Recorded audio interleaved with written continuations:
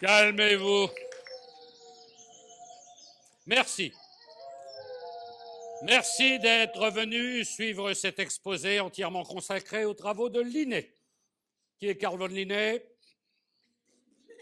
Naturaliste, savant, il a répertorié tous les êtres vivants, nature, genre, espèce, tout est identifié. Tous les représentants du monde animalier porteront désormais une double étiquette. Carl Linné a donné un label à la bête. Label définitif. C'est pourquoi ici je causerai de Linné sans causer de l'acquis. Envers et contre tous, je m'en vais sur le champ vous résumer la classification du vivant, une œuvre titanesque, un travail de fourmi qui occupa Linné durant 3 décennies, un projet gigantesque qu'il me faudra ici résumer en 1 heure, au plus 1 heure et demie. Vous comprendrez dès lors que je doive en pratique prendre quelques distances avec le scientifique. Il me faut malgré moi simplifier son propos et rendre compatible la science et vos cerveaux.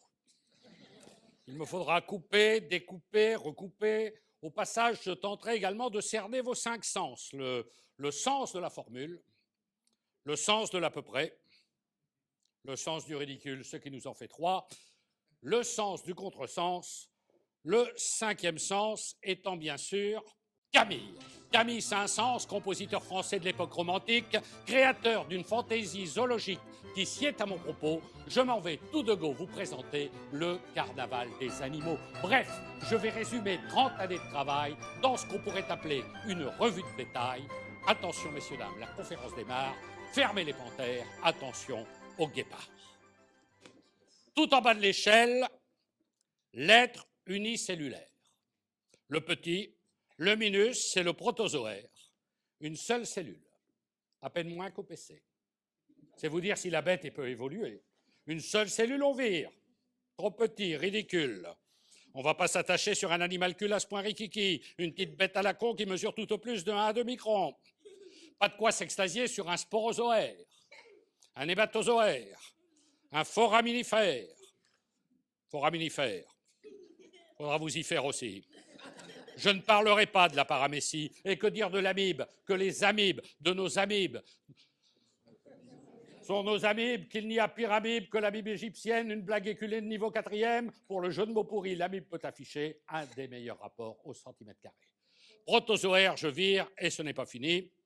Je déjaguerai aussi avec la même méthode les platelmates, les rotifères, les nématodes et même les annélides. Tous les vers dégagés. N'allez pas m'expliquer que le lombric est un ami du jardinier. Je n'aime pas les vers qui traînent dans mon jardin. Je n'aime pas non plus ces petits vers marins qui sucent votre sang, souvent à votre insu. Ces suceuses de sang pour nom des sangsues. Et si la sangsusu pour sucer tout ce sang, c'est qu'une sangsue sans sang est une sangsue sans sens. J'étais clair. Petite remarque pratique, la sangsue est un vers qui adore la musique. Un vers d'eau mélomane, capable sans problème de vous faire des ouvertures de bêtes aux veines. La 5e symphonie, Ludwig van Beethoven. Le pauvre, il était sourd. Avouez, c'est pas de veine être musicien et sourd, c'est très dur. Toute sa vie, il a cru qu'il faisait de la peinture. Mais je m'égare. Je ne parlerai pas ce soir du ver à dents, un parasite de la mâchoire, ni du ver solitaire, ver nuisant, agressif, qui lit domicile dans le tube digestif, solitaire ou en groupe, je ne supporte pas. Le seul ver que j'adore, c'est le ver de Calva. Pour les vers, c'est fini, c'est rangé, c'est classé. Je dégagerai aussi les célenterrés, tels l'étoile de belle-mère, le corail, la méduse. Qu'y a-t-il de plus mou qu'une méduse? Madame, je vous le demande, qu'y a-t-il de plus mou? À part François Hollande. J'ai dit François Hollande, pas Jean-Louis Borloo. La méduse, c'est 98% d'eau. Autant vous dire qu'entre elle et Bordeaux, Jean-Louis, on ne peut pas trouver la moindre analogie. Avec François Hollande, il y a des liens de parenté qui me laissent, comment dire, en tout point médusé. Et que dire des spongiaires? Ces animaux marins qui finiront leur vie dans la main à roumain à laver des pare-brises à un feu tricolore, les spongiaires, je dégage. Je dégagerai encore les échinodermes, tels l'étoile de mer ou l'oursin, pour faire court. Et afin d'être clair, je ne garderai dans tout mon exposé que les mollusques, les arthropodes, les vertébrés. 3 classes de mollusques. Les céphalopodes, les lamellibranches, les gastéropodes. Trop compliqué? Je reprends. Les céphalopodes, les lamellibranches, les gastéropodes. L'escargot, également appelé limaçon, un célibataire endurci. Un vieux garçon solitaire et misogyne, il s'autosuffit. Il est hermaphrodite. Et sa femelle aussi. Gastéropode pantouflard, casanier.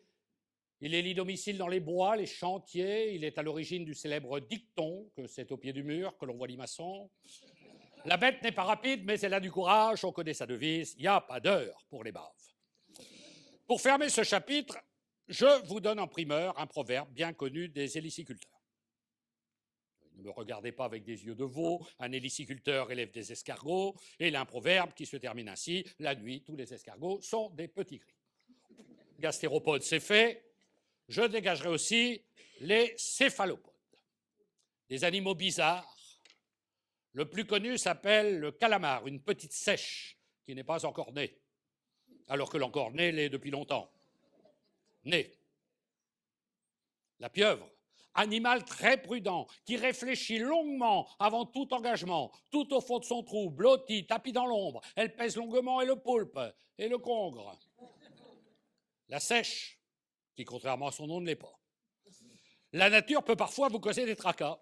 Sur une plage, en Belgique, tout près de Knokke-le-Zout, enfouie dans le sable, couverte de mazout, un scientifique prétendait avoir découvert un os de sèche géant, une taille incroyable. La découverte semblait à tel point vraisemblable que d'autres scientifiques se mirent à douter. On fit des prélèvements. Pour les analyser, son os de sèche géant, plus de 2 mètres de long, était une planche à voile, tamponnée Décathlon. Il me reste également à vous parler d'animaux qui éveillent peu la curiosité, les lamellibranches, la moule, l'huître perlière, la moule qui, comme sa mère, finira marinière. Quoi de plus con qu'une huître? À part Evangélie.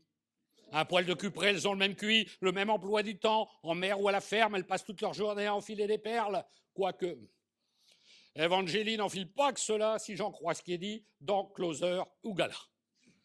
Vous avez des questions? Il me reste à vous présenter les arthropodes, les arachnides, les insectes, les myriapodes et les crustacés.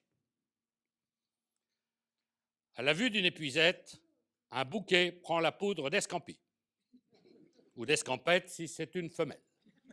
Chez les crustacés, on trouve également la balane, le pousse-pied ou le Bernard l'ermite, un crustacé marin qui, pour aller camper, pique la tente du voisin.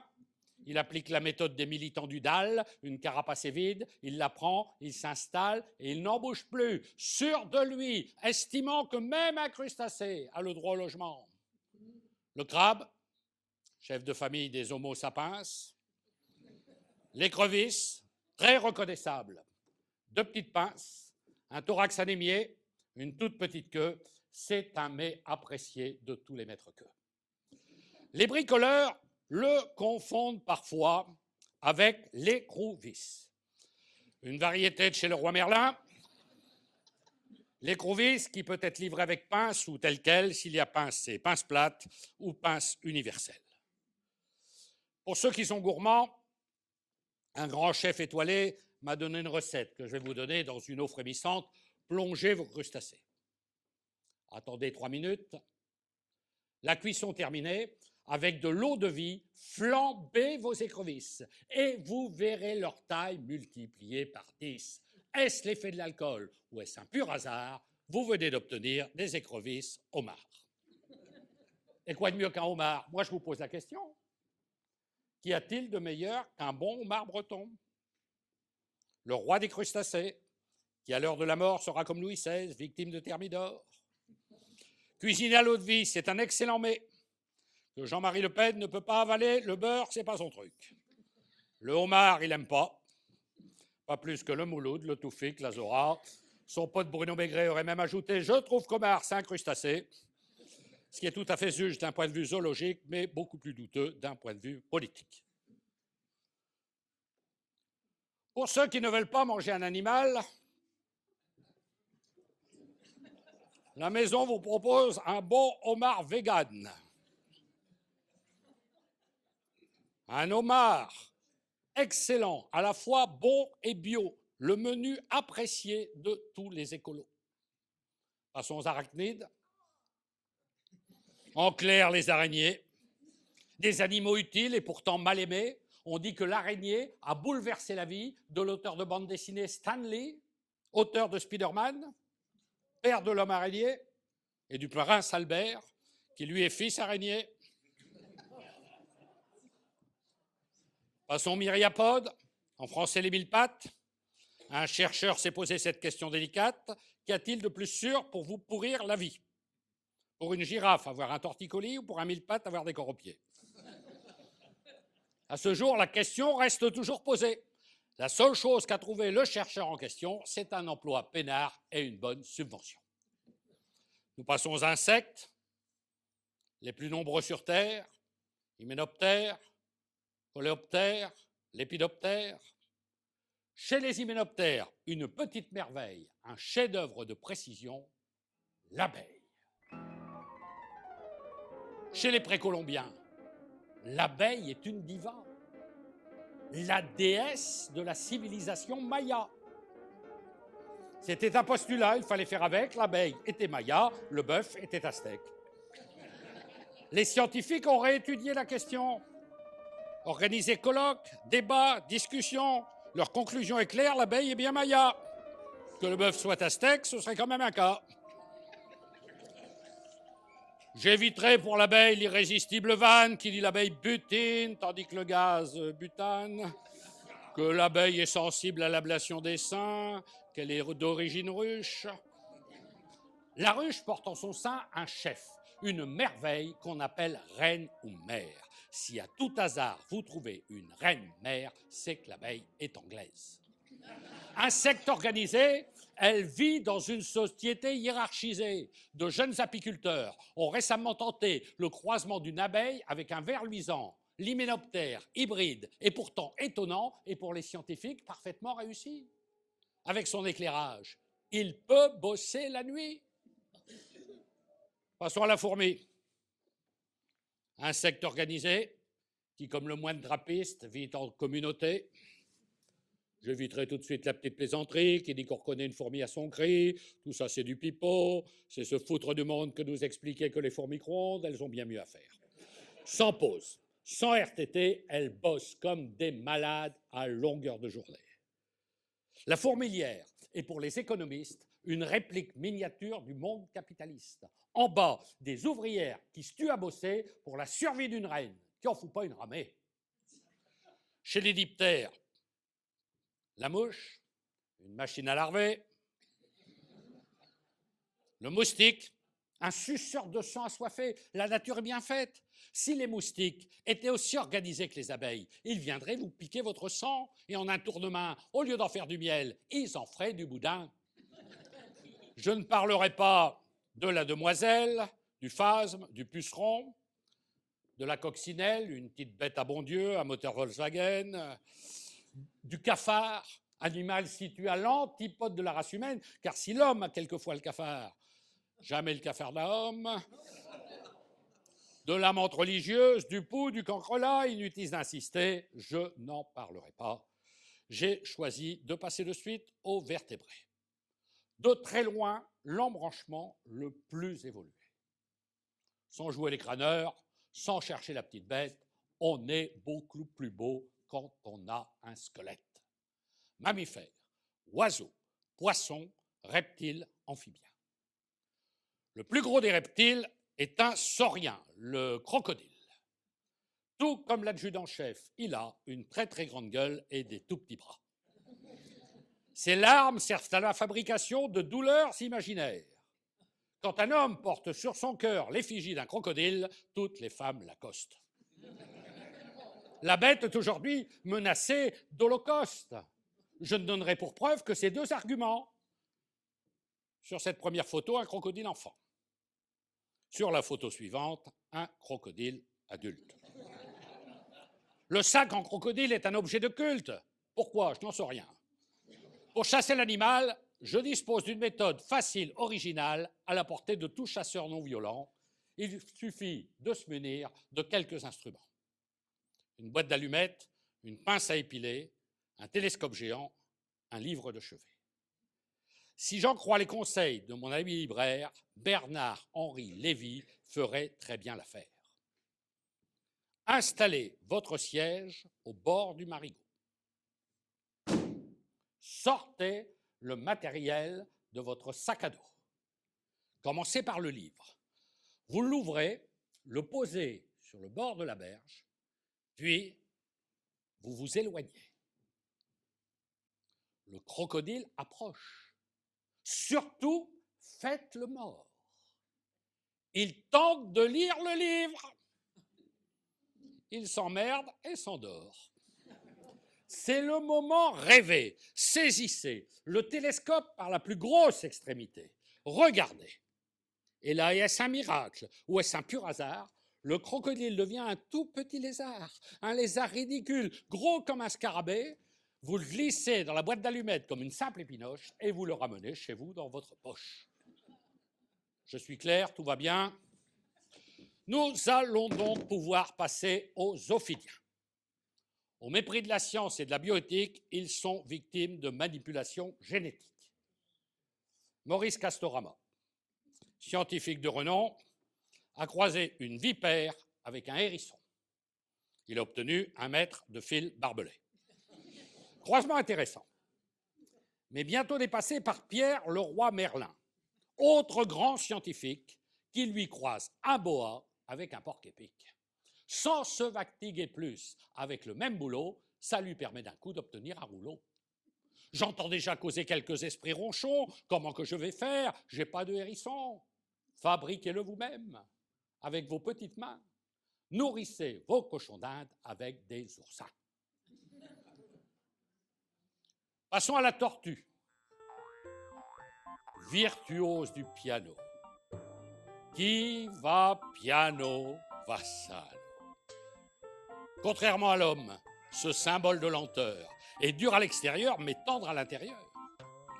La tortue est myope, mais elle est obstinée. Sa première qualité, c'est la ténacité. Enfermée dans l'enclos après la Première Guerre, aux eaux de Bâle, une tortue quasi centenaire est morte d'épuisement. Depuis 80 ans, elle voulait faire l'amour avec un casque allemand. Passons aux amphibiens, les grenouilles, les crapauds et autres batraciens.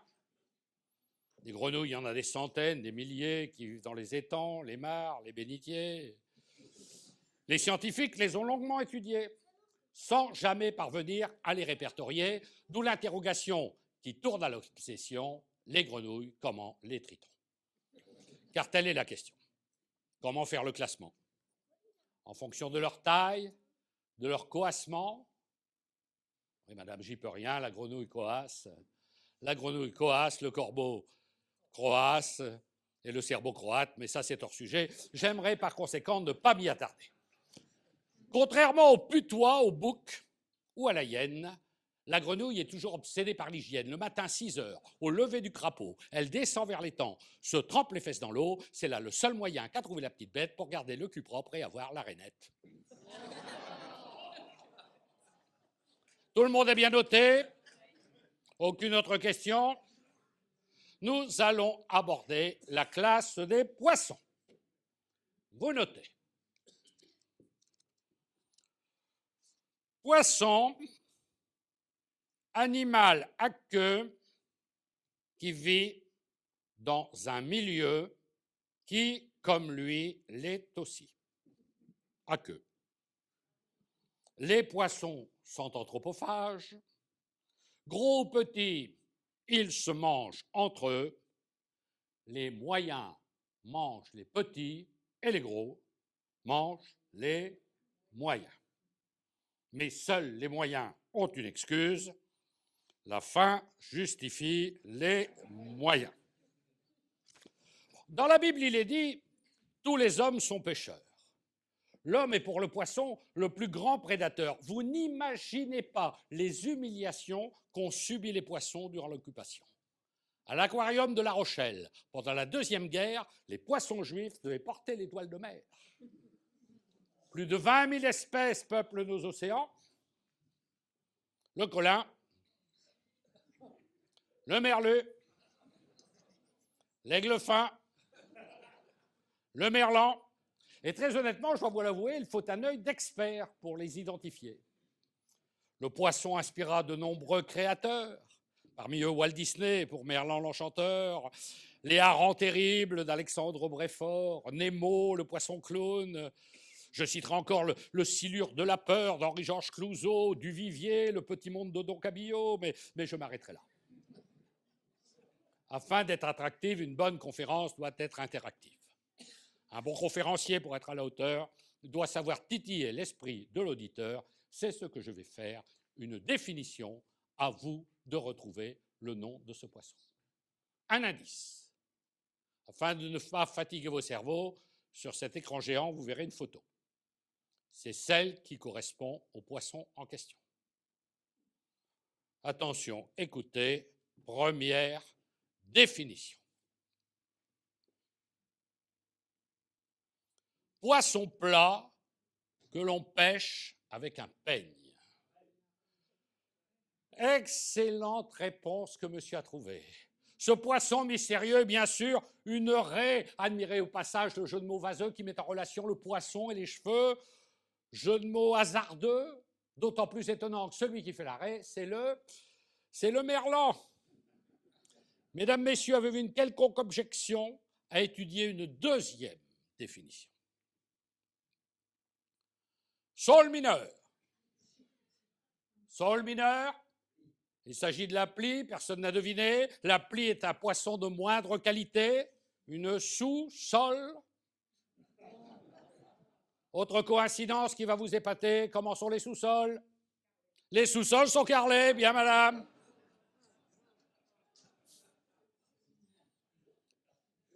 Poisson arc-en-ciel qui peut finir au bleu. Réponse.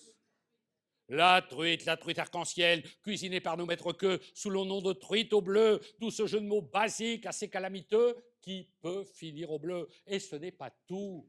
Les mélomanes cuisinent la truite avec du chou. Chou rouge de préférence pour Raymond l'hiver. Quand on aime la truite, c'est chou rouge.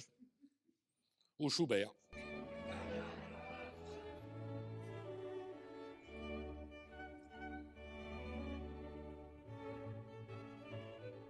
Petit ami de la morue, il s'agit du maquereau, gestionnaire averti, un adepte de la macroéconomie, activité nocturne demandant peu d'efforts, qui consiste à fourguer des morues à des porcs. En bon gestionnaire, pour faire ses livraisons, il s'installe à Pigalle, plutôt qu'au but de saumon. À la vue du pêcheur, il est fixé sur son sort. Oui, madame, c'est gagné, il s'agit du hareng. Aucune explication, jeu de mots évident attribué à Hugo, de son prénom Victor. Il entra dans la vie comme le vieillard en sort. Pour renforcer l'effet, il a même ajouté, tout en faisant des vers, comme un vieillard en frais. Poisson muet qui vit dans la paume de la main. Il s'agit de la carpe. Le poisson est muet et il vit dans la main, avec les métacarpes et les métacarpiens. Avec un peu de temps, j'aurais pu aussi vous parler de la perche, poisson dont on se sert pour sauter, mais nous ne l'avons pas. Nous allons tout de go aborder le chapitre suivant, les oiseaux. Ce qui fait le charme de l'oiseau, c'est son chant, ou plutôt son cri. Le moineau pépi, le canard cancane, la poule caquette, le jerrycan et le pigeon roucoule, à moins qu'il sache nager. Le chant, c'est l'ADN, la carte d'identité. Pour vous restituer le chant de ces oiseaux, j'aurais pu pour chacun utiliser la peau. Ce n'est qu'un postulat. Pour décrire la petite bête, j'aurais pu aussi bien vous montrer un squelette. Et placez au passage le fabuleux jeu de mots, vous avez à la fois et la peau et les os. Les arguments ne seraient pas à la hauteur. L'oiseau a de tout temps inspiré nos chanteurs. L'oiseau a de tout temps inspiré nos poètes. Aussi proposerais-je, pour décrire la petite bête, d'associer une chanson à chaque définition. À vous de retrouver l'animal en question. Une chanson au hasard. Attention, top, départ.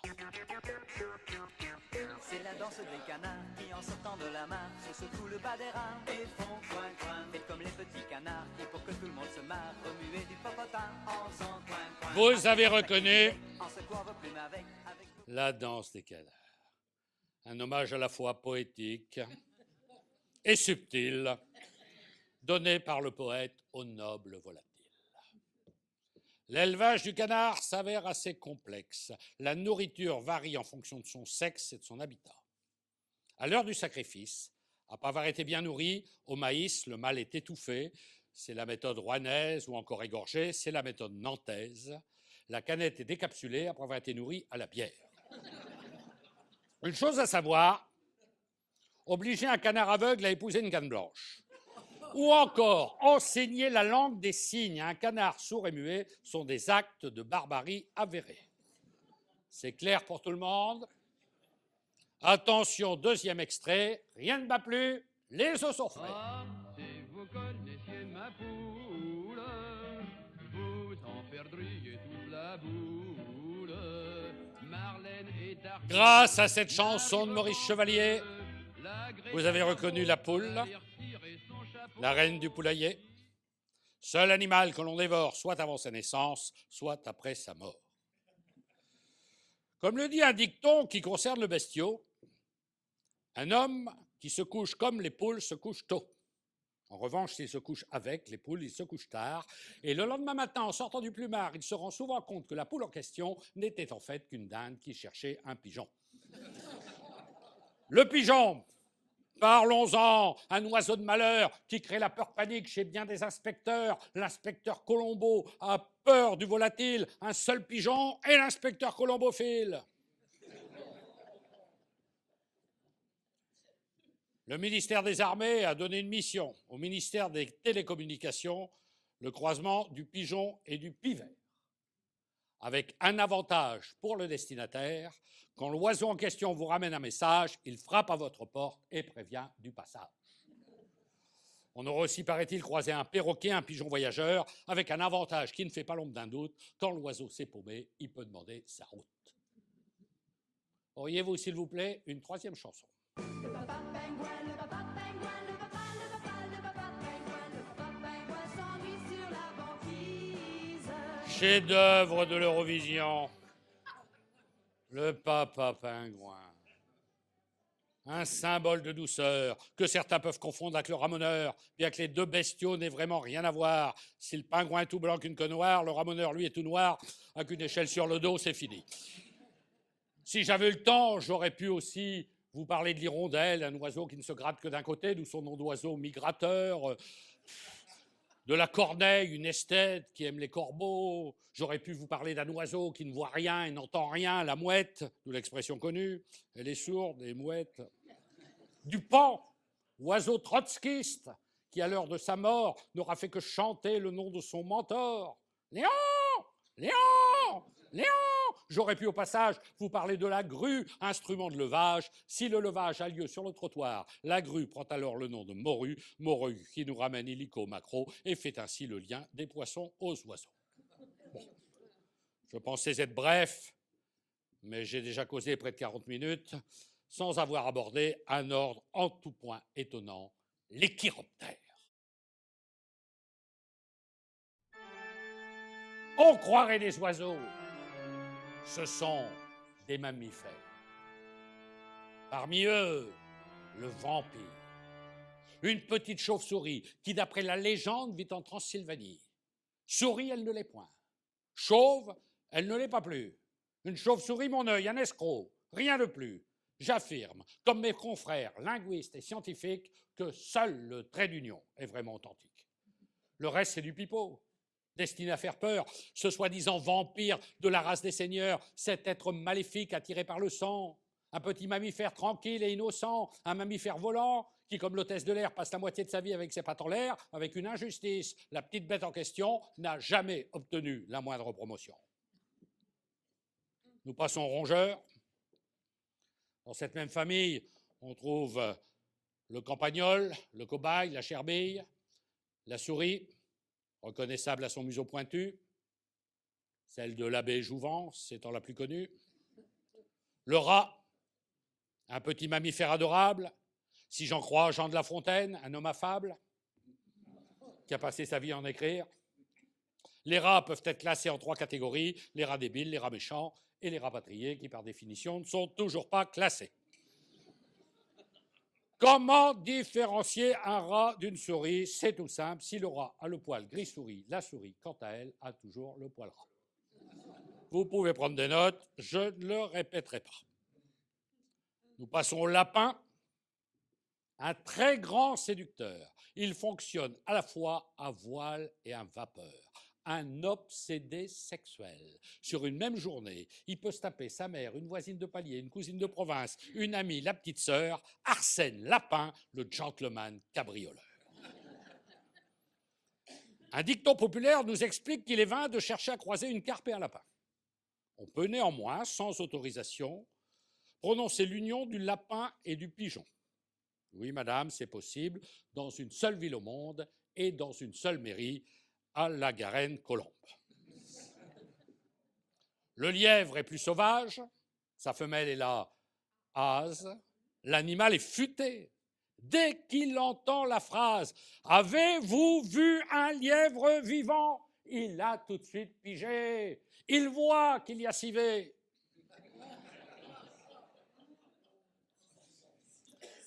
Passons aux ongulés, de très gros animaux. Ils marchent sur leurs doigts et ils trouvent ça beau, parmi eux la vache. La vache a pour mission de produire du lait, du beurre et des subventions. Plus efficace que la hollandaise, que la limousine, que la charolaise, la vache fictive. Un excellent rapport qualité-prix. Dans un monde qui ne jure que par l'écologie, la vache fictive est l'animal quasi parfait. Un bon bilan carbone, aucune forme de rejet, pas d'étable, pas de traite, pas la moindre exigence. Europe verte, synonyme de Europe assistance. La vache de papa qui broutait dans les prés en toute liberté fait partie du passé. Pour répondre aux critères de l'agro-industrie, on lui a fait bouffer des tas de saloperies. Résultat, la pauvre bête est devenue meumeux. Pour les agriculteurs, un effet désastreux, une perte de confiance.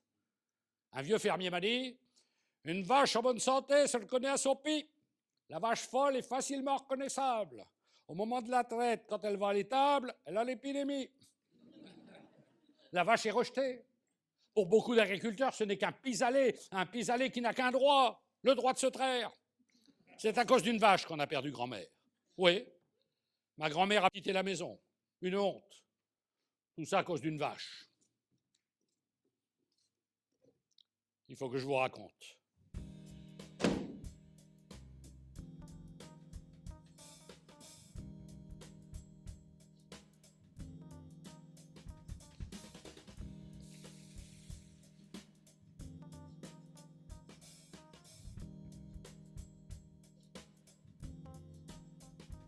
Comme tous les jours au soir, grand-père est installé sur le bord de l'étable. Il vient de commencer à traire la première bête. 3 litres de lait en seau. La vache tourne la tête, elle observe le seau. Lève la patte avant gauche, un petit coup de patte dans le seau. Le lait sur le fumier, le seau dans le caniveau. Mon grand-père, furieux, recherche dans son bleu un bout de ficelle, les pattes arrière de la vache. Un nœud. Il se remet à traire. 3 litres de lait dans le seau. La vache tourne la tête. Elle observe le seau. Lève la patte avant gauche. Un petit coup de patte dans le seau. Le lait sur le fumier. Le seau dans le caniveau. Mon grand-père, furieux, recherche dans son bleu un deuxième bout de ficelle, les pattes avant de la vache. Un nœud. Il se remet à traire. 3 litres de lait dans le seau. La vache tourne la tête, elle observe le seau. Se redresse, lève la queue. Un petit coup de queue dans le seau. Le lait sur le fumier. Le seau dans le caniveau. Mon grand-père, furieux, n'en trouve pas. Prend la ceinture de son pantalon. Fait un nœud à la queue. tire sur le ceinturon, aperçoit un crochet juste au-dessus au plafond, lève le bras pour accrocher la queue de la bête. À ce moment précis, il y a son bouton qui pète, son pantalon qui tombe et voilà sa femme qui rentre. N'a jamais voulu croire l'histoire que je viens de vous raconter là. Il a eu beau s'expliquer comme il voulait, que c'était pas lui, que c'était la vache qui avait pris son pied dans le seau. Jamais plus on a revu grand-mère à la maison. Abandonnons nos vaches, revenons à nos moutons. Le mouton est le symbole de l'homme asservi, de celui qui ne dit rien, qui se tait et qui suit. Parmi toutes les espèces, deux sont à retenir, le mouton Rothschild, qu'il vaut mieux laisser vieillir, et le mérinos, qu'il vaut mieux laisser pisser. Le mouton est tondu, bien qu'il n'ait pas couché pendant la dernière guerre avec les occupants. Il accuse son berger d'être un berger allemand, alors que l'on sait bien que tout cela est faux. Le berger a été la victime d'un ragot, le fameux ragot de mouton. J'ai même entendu dire que compter des moutons permettait de dormir, j'ai des doutes. Mon voisin, un boucher, avait des insomnies. En achetant son beefsteak, un client lui a dit « comptez-on les moutons ?» Il l'a fait. Un mouton, 2 moutons, 3 moutons, 4 moutons, 5 moutons, 150 côtes premières, 10 épaules, 10 gigots, 35 kilos de collier à 12 € de kilo, soit 420 €. J'ajoute la TVA. À 7 h du matin, il ne dormait toujours pas. Plus au sud, le chameau. Herbivore scoliosé, connu et apprécié pour sa sobriété. Quand un chameau pousse un cri, on dit qu'il blatère. Ma concierge ne blatère pas, elle déblatère. Ce qui fait qu'en général, dès qu'elle tourne le dos, les locataires s'empressent de la traiter de chameau. Le cousin du chameau s'appelle le dromadaire. Il est aussi appelé le vrai sot du désert, car il est con comme la dune. Depuis des décennies, ces bêtes ont fait l'objet d'un trafic éhonté, originaire du Maghreb. Elles étaient importées par des garagistes français, puis débosselées et revendues comme chevaux à des paysans belges. Mais il se fait bien tard, il faut faire court, j'abrège. J'aurais pu vous parler, si nous avions eu le temps, de l'antilope, un animal intolérant qui ne supporte pas l'homosexualité, d'où son nom, antilope. Le lama, il possède un don d'ubiquité. Il habite dans les Andes, mais il pense au Tibet. Le bison, animal futé des brouillards que les vacanciers suivent le jour des grands départs, mais je préfère m'arrêter et passer de suite au groupe des cervidés. Chauffeur du Père Noël, une seule journée par an, le renne, que l'on confond parfois avec l'élan. Sur cette photo, un renne. Sur celle-ci, un élan. L'élan tire sur les rennes sautent sans élan. Les cerfs, ils sont nombreux en Europe centrale. Dans les régions polaires septentrionales, l'animal de pure race a quasiment disparu. On trouve avant tout des croisements, 3/4 cerf, un caribou. Sa femelle est la biche.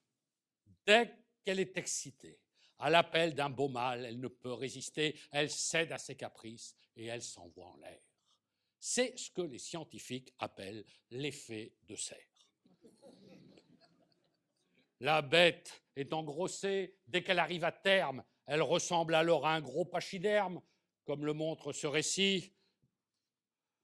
À l'orée du bois, dans la brume du matin, mon grand-père aperçoit, tout au loin, dans la clairière, la biche éléphant. La biche éléphant, les pensées du garde-chasse, édité chez Plomb. Permettez-moi d'abord une petite promotion avant que nous passions de suite aux révisions. Une petite révision que nous ferons sans problème, à vous de retrouver les mots de ce poème. Idylle entre un cerf et une biche aux abois. À vous de replacer les mots au bon endroit. Avez des yeux de... Jusque-là, c'est facile. Avez des yeux de biche, parlez avec des... Parlez avec dédain, bien, monsieur. N'avez pas l'air godiche. Et dès le lendemain, son cœur de Don Juan sentit pousser ses ailes et il prit son... Et il prit son élan, caribou, pour la belle. Le cerf attend sa biche dans le bois derrière. Le cerf attend sa biche dans le bois derrière chamois. Ses grands yeux verts l'aguichent, la biche est aux abois. Voudrais-tu m'épouser, devenir mon Hélène? Moi je serai sujet, toi tu seras reine. Pour conquérir la reine, le cerf se fit taureau, mais elle tenait les rênes de son cœur. Aussitôt, sur terre, elle le ramène. Elle lui dit d'un ton bref, tu veux que je sois reine, tu seras donc mon cerf. Mais la biche l'a quitté pour un autre beau mâle. Elle partit sans regret avec un... Ouais, là, on n'a plus le choix, il ne reste plus qu'un. Avec un orignal, 2 cornes sur le front. Elle lui planta bientôt, depuis à la maison, il sert de porte-manteau. Le cerf a beau vider du whisky à gogo, il ne peut oublier sa déesse en sabot. Si son cœur est en friche, il vaut mieux qu'il s'abstienne, car bien souvent la biche ne manque pas de gêne. Merci. Bon, allez, si c'est fini, plus aucun questionnement.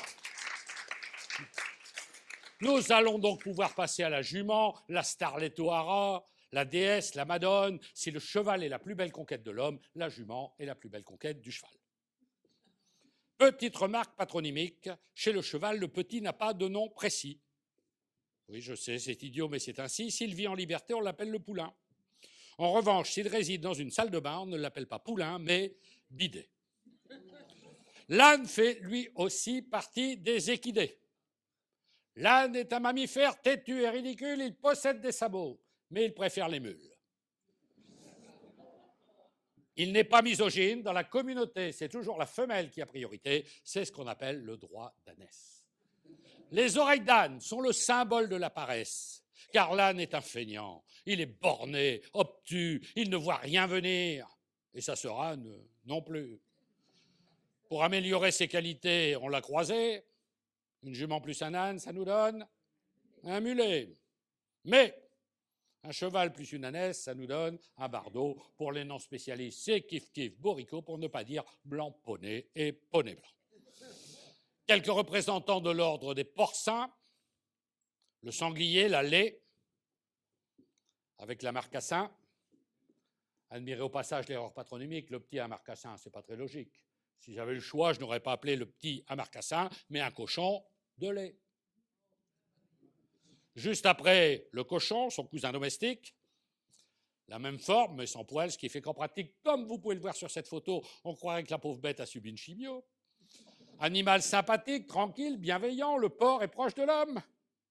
Ne dit-on pas souvent, chaque homme a dans son cœur un cochon qui sommeille? Au grand jeu de l'amour, il n'a pas son pareil. Attention, le cochon n'est pas un obsédé, c'est un être altruiste et désintéressé, un pasteur de l'amour. Le cochon, c'est celui qui apprend à aimer autrui. Comme le dit mon boucher, qui lui est un expert, le porc est sans défaut. Il n'a que des travers. Le petit du cochon s'appelle le porcelet. Puis quand il a grandi, verra, pourceau, goré. À l'heure de la mort, il n'a plus qu'un seul nom, en espagnol Ramon et en français Jambon. Par tous les musulmans, il est considéré comme animal impur que l'on ne peut manger. Le cochon, pour sa part, est bien moins regardant. Un cochon affamé boufferait un musulman. Ce n'est pas un cochon, ce n'est pas un mouton, il s'agit du mouchon, un animal halal, certifié et béni par l'imam et le recteur de la mosquée de Paris.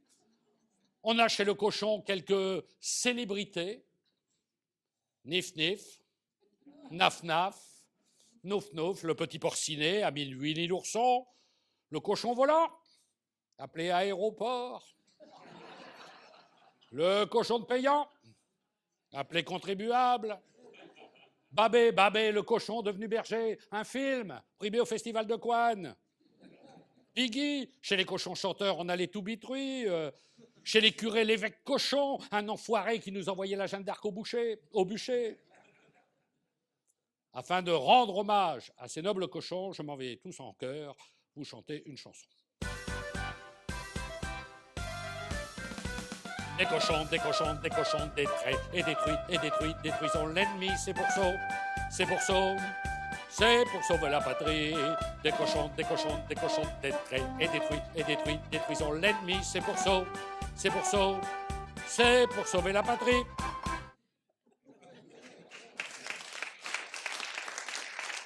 Calmez-vous. Passons à l'ours brun, grognon, mauvais coucheur, mais qui peut faire la une du journal de 20 heures. Pour chasser l'animal, je dispose d'une méthode facile, originale, à la portée de tout chasseur non violent. Il vous faut vous munir de quelques instruments. Un énorme glaçon, 5 kilos de farine, une pelle et un miroir. Investissement minime. Vous creusez votre trou. Lentement, vous versez votre sac de farine, juste en face, le miroir, à droite, le gros glaçon. Votre ours brun arrive. C'est un vieux ours. Tombe dans le trou, comme un con, se roule dans la farine, en sort immaculé, se regarde dans le miroir, il se dit « J'ai changé, je suis un ours blanc !» Il plonge sur le glaçon et il meurt sur le coup, victime d'une congestion. À Pau, la cour d'appel a longuement condamné le tueur de cannelle à une amende de plus de 12 000 €. Comme le dit mon boucher, ça fait cher du kilo. Gabin et Ventura vous l'ont dit et redit, à moins d'être un caïd, touchez pas au grizzly. Le loup. Le loup est aussi un grand prédateur du mouton. Il possède un sens aigu de l'observation. Le loup, pour s'orienter, suit l'étoile du berger. Les loups sont nombreux et les espèces variées.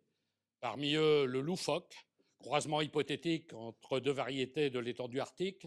Le loup-garou, créature bestiale, velue, sans parler du loup blanc, de loin le plus connu.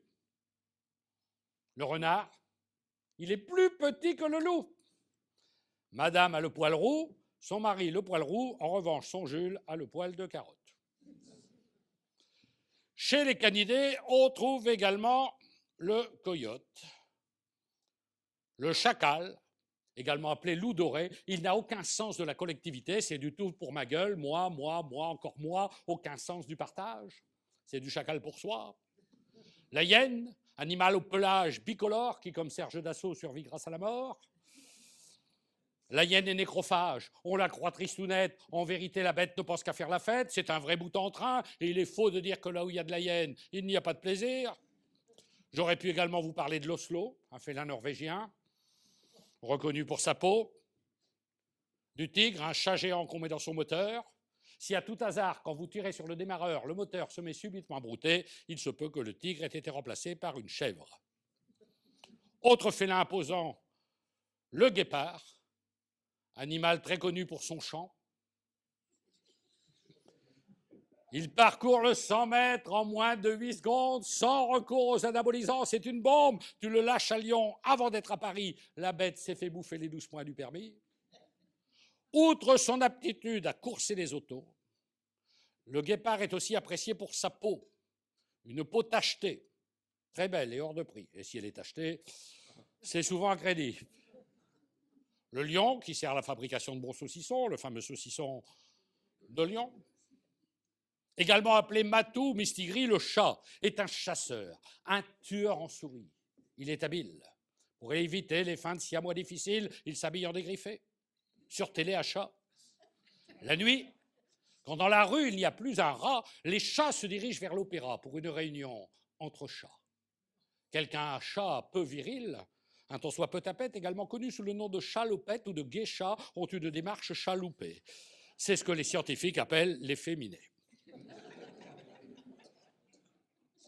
Quelques vieux chats de race, aujourd'hui disparus, venus de Roumanie, le Ceausescu, suivi du chat Mohamed Reza Pahlavi, un chat persan, toujours tapi. Pour les uns, c'est un chat, pour les autres, un pacha, et la variété polonaise, le valet-chat. Puisque l'on peut croiser un homme, un animal, croiser deux animaux est tout aussi normal. Vous prenez une pie, ajoutez une panthère, vous mélangez le tout, ça donne une pie panthère, bien madame. Dans les bois, c'est le loup, dans la mer, c'est le bar, dans le 93, il s'agit du Du loupard, on continue. Métaphore fromagère, vous prenez un chat, vous ajoutez un ours, vous les... On n'a même pas le temps qu'il se fabrique, crac, pouf, on a le droit. Bon, allez, on va accélérer un peu. Allez, une vache et un kiwi, ça donne une vache kiwi. Bon, je sais, c'est idiot, mais faut que je gagne ma vie. Après le chat, le chien. Chien de race ou corneau, le chien vit généralement entre deux eaux. Une exception notable, elle concerne le chien d'Élisabeth Tessier, qui vit entre deux vins.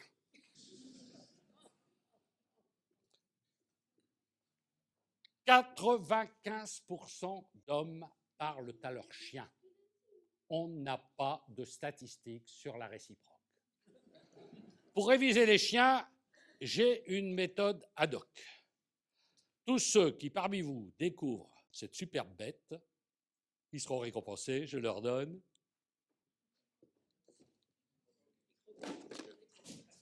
une croquette.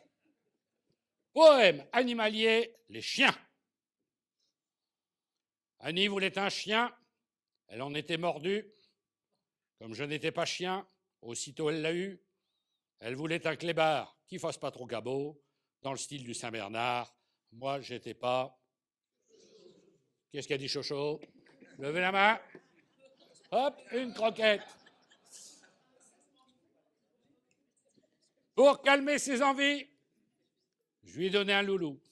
Jamais elle ne le vit, il se sauvait partout. Tous les jours Annie de paumer son loulou. Tous les jours le... Tous les jours Annie de paumer son loulou, et réponse, le chihuahua. Alors on recommence. Tous les jours Annie de paumer son loulou, tous les jours le... Je crois que je vais en abattre de... Tous les jours le loulou de Poméranie, enfin. Bon, allez, je me boufferai la croquette tout à l'heure. Je vais faire une indigestion de croquette à cas public comme ça. Elle eut ensuite un...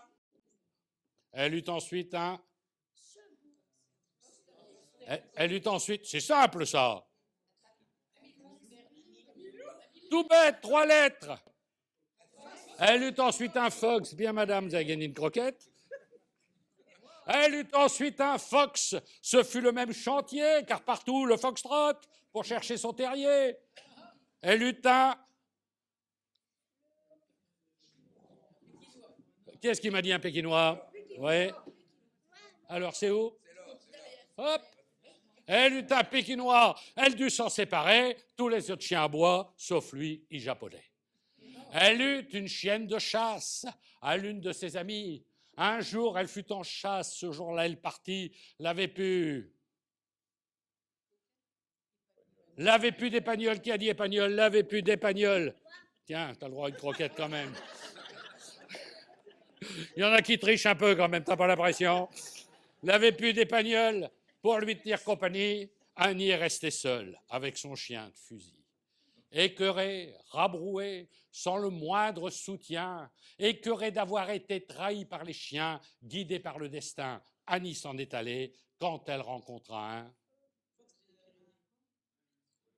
Bon, je vais vous mettre la version originale, ça ira peut-être plus vite. Quand elle rencontra un berger... Quand elle rencontra un berger des Pyrénées, bien... C'est vous? C'est là-bas? Hop. Fils d'un ancien boxeur. On est où le boxeur? Vous avez triché, vous. C'est vrai?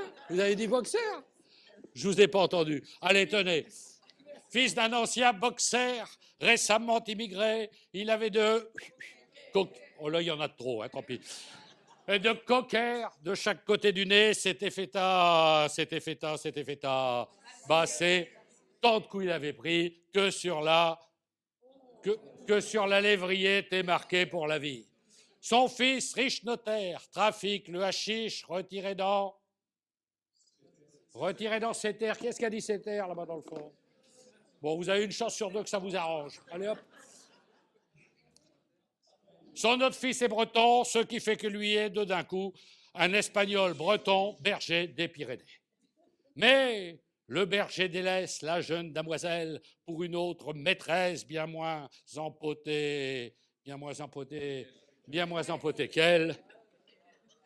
Et c'est désespéré que vers la Biaou, Annie quitte son berger au pied du canicou. Alors, tout en haut de l'échelle, le premier de la classe, le primate, celui qui occupe la première place, le singe, le chimpanzé, le macaque, le rhésus, le gibbon, le sagouin et l'homo erectus. C'est l'animal parfait, sans le moindre défaut. L'homme, le parangon des animaux, artiste et cuisinier, il maîtrise le feu, il enterre ses morts et il croit à ses dieux. C'est l'animal parfait, délicat, protecteur, fidèle, intelligent. C'est pas un animal, ça? Agréable. Et menteur, car s'il est le plus beau, le plus intelligent, c'est normal, car c'est lui qui a fait le classement. Et tel un politique qui, avant l'élection, se met à charcuter toutes les circonscriptions, il en a profité en faisant ce classement pour voler à chacun ses meilleurs arguments. À l'ours, la gourmandise, au paon, la vanité, au scorpion, la traîtrise, au loup, la cruauté, au crocodile, les larmes, à la carpe, le bâillement, au cheval, la noblesse, au hyène, le ricanement. Bref, il s'est dessiné, il faut le reconnaître, non pas homme tel qu'il est, mais tel qu'il voudrait être, le plus fort, le plus beau, vaillant comme un taureau, fougueux comme les talons et doux comme un agneau. Chaque étape de la vie sera dès lors marquée par un dicton ou un proverbe animalier. La nuit, tous les chats sont gris. Il n'y a plus de croquettes, hein, je suis désolé. Petit à petit, l'oiseau fait son nid. Quand on parle du loup, oh, il peut sortir du bois aussi, oui. On voit la queue. Imaginez que nos animaux domestiques aient aussi leur dicton, leur adage, leur réplique, et que tous nos milous, médors ou rintintins aient pour guider leur vie des proverbes canins. Ça pourrait donner quoi? Qui a bu? Non, qui a bu? Qui a bu à boira. Mais ça commence à venir doucement. Un bon chien vaut mieux que deux très gros rats. On n'est jamais trahi que par les chiens. Ça revient. Allez, on se bouge. Qui veut noyer son chien? Dit que c'est un poisson rouge. Métaphore picturale. Le Titien boit. Le Caravage passe. Bien, madame, vous n'étiez pas loin. Le Titien boit, le Caravage passe. Vous n'aimez pas les chiens? Allez, je vous donne la parole, à vous d'en profiter. Vous n'aimez pas les chiens, ben changez-en d'eau. Choisissez le lapin, la limace, le cochon. Qui vivra? On ne peut pas faire plus simple. Qui vivra, verra. Ne fais pas autrui ce que tu ne voudrais pas qu'on fie au canard. Cochon qui... Non, cochon qui sort des nids n'est pas une parodie. Vous auriez pu trouver cochon qui sort des pieds, mais vous dormez. Vous n'avez rien trouvé depuis un bon quart d'heure. La raison du pur porc est toujours la meilleure. Chacun pour soi et Dieu pour tous. Allez, autre animal, au hasard. Le cheval, un pour tous. Tous bourrins. Tous bourrins, bien madame. Ou jeter son poney par-dessus les poulains. Jeter son poney par-dessus les poulains.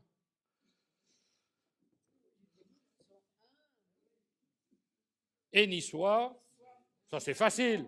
Et niçois, bah qui mal y pense, on a déjà mis le jeu de mots dans la première partie, vous devez plus vous fatiguer à trouver la suite. Et niçois, qui mal y pense. C'est bien.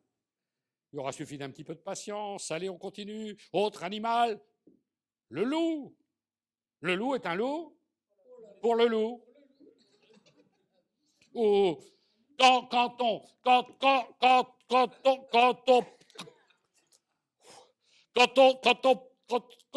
parle quand on parle du loup entre bègues, on voit jamais la queue.